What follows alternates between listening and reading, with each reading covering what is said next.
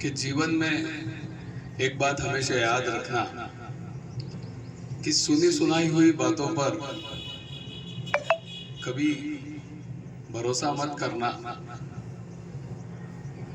क्योंकि जो भी व्यक्ति कहानी सुनाता है वो कहानी के उस भाग को कभी भी नहीं बताता जिसमें वो गलत होता है। तो इसलिए सुनी सुनाई बात पर भरोसा करने के पहले विचार करें, उसकी सच्चाई जाने। एक बहुत अच्छी कहानी, एक छोटी सी कहानी है जो हमारे जीवन में बहुत बड़ा बदलाव लाएगी, एक बहुत अच्छी शिक्षा हमें हमारे जीवन में देगी। क्योंकि अभी हमने अध्यात्म प्रवचन करवाए थे, 4 दिवसीय अध्यात्म प्रवचन थे। तो कई लोगों ने कहा क्या होता है इससे, प्रवचन क्यों करा रहे हो, ये वो। तो शायद मेरी इस कहानी से उनको उनके सारे जवाब मिल जाए कि सत्संग प्रवचन क्यों जरूरी है जीवन में। वो सारे जवाब इस कहानी में उनको मिल जाएंगे। कहानी बहुत छोटी सी है। कहानी है एक चोर की। एक चोर होता है, उसके पिता भी चोर होते हैं। उसके पिता अंतिम सांसें गिन रहे होते हैं और अंतिम सांसें गिनते गिनते अपने बच्चों को कुछ बता रहे होते हैं। बोलते हैं कि बेटा एक बात ध्यान रखना, खैर मैं चोर था, तू भी चोर बना, कोई बात नहीं, लेकिन जीवन में एक बात हमेशा याद रखना कि कभी भी किसी धार्मिक स्थान, मंदिर या आश्रम में मत जाना, भूल कर भी मत जाना। बस जीवन में ये बात मेरी याद रखना। ठीक है साहब, ये कह वो तो गुजर जाते हैं, चले जाते हैं। अब चोर तो अपनी चोरी में लगा रहता है। एक दिन वो एक घर में चोरी करने को जाता है, अलमारी खोलता है। इतने में जो घर में लोग रहते हैं वो अचानक उड़ जाते हैं, जोर जोर से चिल्लाने लगते हैं, चोर चोर चोर चोर। ये जो चोर होता है ये भागता है। सैनिक इसके पीछे लग जाते हैं। भागते भागते ये एक आश्रम में घुस जाता है छुपने के लिए, जहाँ पर प्रवचन सत्संग चल रहे होते हैं।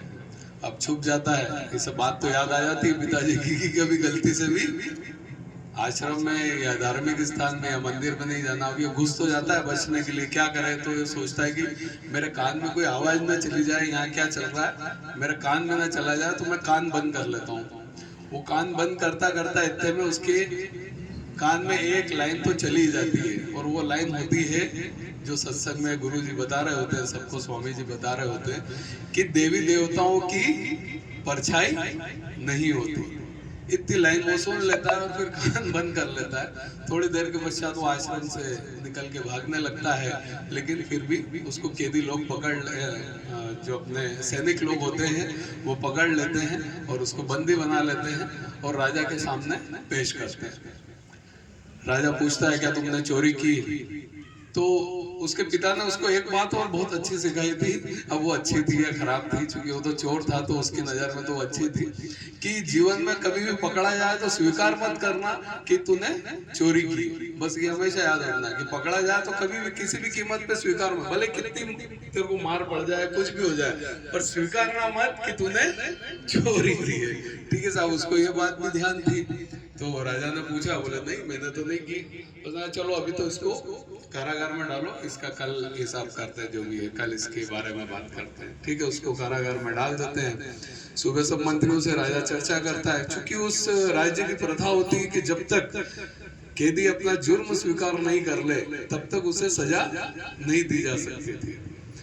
महाराज जी परेशान, उन्होंने मंत्रियों को कहा कि किसी भी तरह इसका जुर्म पहले कबूल करवाओ तो ही हम इसको सजा दे पाएंगे।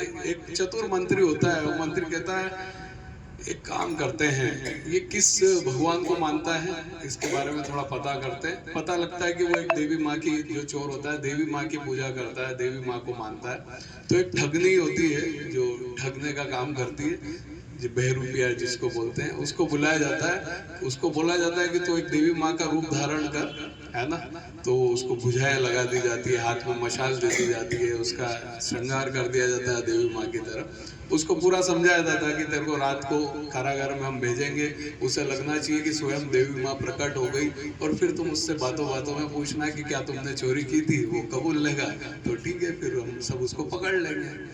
ठीक है साहब, बात होती है, रात को पूरी तैयारियां होती है, जोरदार आंधी तूफानों की आवाज होती है, दरवाजे खुलते हैं, चोर एकदम से डर जाता है, क्या हुआ, देखते हैं तो देवी माँ प्रकट हो जाती है, नकली शेर पे बैठ के वो जो ठगनी होती है वो देवी माँ बन के आती है।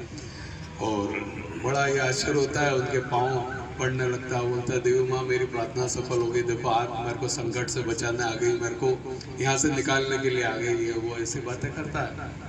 देवी माँ बोलती है सच बता, क्या तूने चोरी की, क्या तूने अपराध किया? बाहर सैनिक और सेनापति सब सुन रहे हैं कि ये क्या जवाब देता है।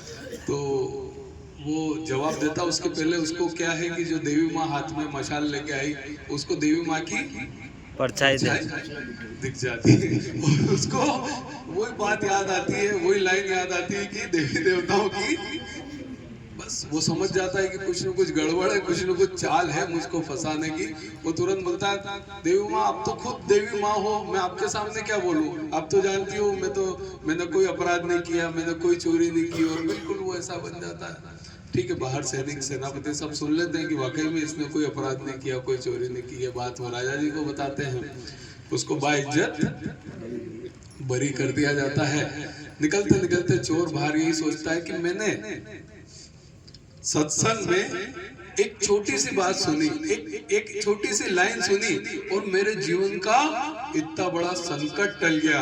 अगर सोचो मैं रोज सत्संग सुनूं तो मेरे जीवन में कितना बड़ा बदलाव आ सकता है। चोर चोरी छोड़ देता है। कहानी बहुत छोटी सी है लेकिन हमारे जीवन में बहुत बड़ा मैसेज देके जाती है, बहुत बड़ा संदेश देके जाती है कि संदेश देती है कि अच्छी बातें सुनना चाहिए, अच्छे सत्संग सुनना चाहिए, अच्छे प्रवचन सुनना चाहिए और अच्छी संगत में रहना चाहिए। कई बार अगर हम इस तरह के कार्य को लगातार करते हैं तो हमारे कर्म भी अपने आप अच्छे होने लगते हैं।